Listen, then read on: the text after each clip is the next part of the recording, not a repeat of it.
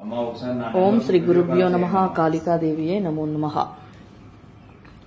ఈ వీడియోలో నేను చెప్పేది జాగ్రత్తగా తెలుసుకుంటే ఎవరినైనా సరే మనం ఎలా సొంతం చేసుకోవాలి, మనల్ని కాదని వెళ్ళిన వ్యక్తులను కూడా తిరిగి మన దగ్గర చేసుకోవాలంటే అమావాస్య రోజు ఎవరు చేసినా కూడా ఫలితం వస్తుంది.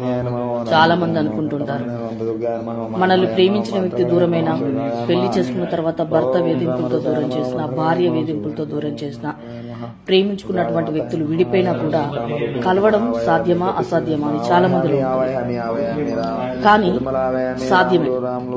ఎన్నో రకాల తంత్రాలు ఉంటాయి. అన్ని చేశాము, విసిగిపోయాము, ఇంకా ఎవరి మీద నమ్మకం లేదు, దేని మీద నమ్మకం లేదు అనే వ్యక్తులు ఎవరైనా ఉంటే, నిజంగా మీరు కోల్పోయినటువంటి వ్యక్తులను మీరు దక్కించుకోవాలనుకుంటే, నిజంగా మీరు ఆ వ్యక్తులను సొంతం చేసుకోవాలనుకుంటే అమావాస్య రోజు ఈ విధంగా చేసి చూడండి.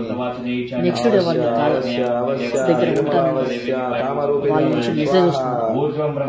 అంత అద్భుతమైన సూసైడ్ అటెంప్ట్ చేసుకోవడం కానీ, బాధపడడం కానీ ఎలాంటివి చేయకండి. మనకు సమస్య వచ్చిందంటే ప్రతి దానికి ఒక సొల్యూషన్. సమస్య వచ్చిన వెంటనే మనం చనిపోయాం, దానికి ఆల్టర్నేట్ సొల్యూషన్ ఏంటంటే, అలాగే ప్రేమించిన వ్యక్తులు విడిపోయినా, భార్యాభర్తలు దూరమైనా వెంటనే వాళ్ళ మీద లేనిపోని కేసులు వేయటం కానీ, ఇబ్బంది పెట్టాలని, వాళ్ళని ఇబ్బందులకు గురి చేయాలనుకోవడం, వాళ్ళని మర్డర్ చేయడం లాంటివి కానీ, వివాహేతర సంబంధాలు పెట్టుకోవడం లాంటివి కానీ, తప్పుదారి పట్టడం కానీ, ప్రేమించిన వ్యక్తులైతే వాళ్ళు వద్దన్నారని సూసైడ్ అటెంప్ట్స్ చేసుకోవడం కానీ, లేదంటే ఈ జీవితమే వద్దనుకొని వాళ్ళని ఏదైనా చేయాలి, మనం ఏదన్నా అవ్వాలనుకొని వాళ్ళ మీద కక్ష కట్టి వాళ్ళ జీవితాలను స్పైల్ చేసే కన్నా, ఇలాంటి తాంత్రిక రెమెడీలు, చాలా పురాతనమైనటువంటి ఈ యొక్క తాంత్రిక రెమెడీలను చేసి మీరు కోరుకున్న వ్యక్తిని చిటికలో మీ దగ్గరికి రప్పించుకోవచ్చు.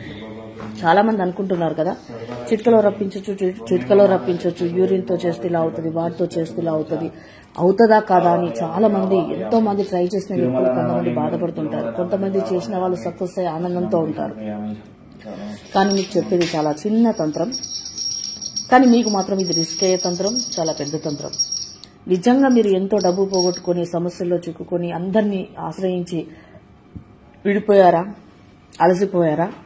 అట్లయితే నిజంగా సమస్య ఉన్నటువంటి భార్యాభర్తలు కానీ, ప్రేమికులు కానీ, మీరు పనిచేస్తున్నటువంటి చోట మీ పై అధికారి కానీ, మీ యొక్క పనిచేసే వర్కర్ కానీ, ఇలా ఎవరినైనా సరే మీ గుర్తులో పెట్టుకుని మీ దగ్గర చేసుకోవాలనుకుంటే, ఇది నేను గ్యారెంటీగా మీకు సవాల్ చేసి చెప్తున్నాను, ఫలితం వస్తుంది.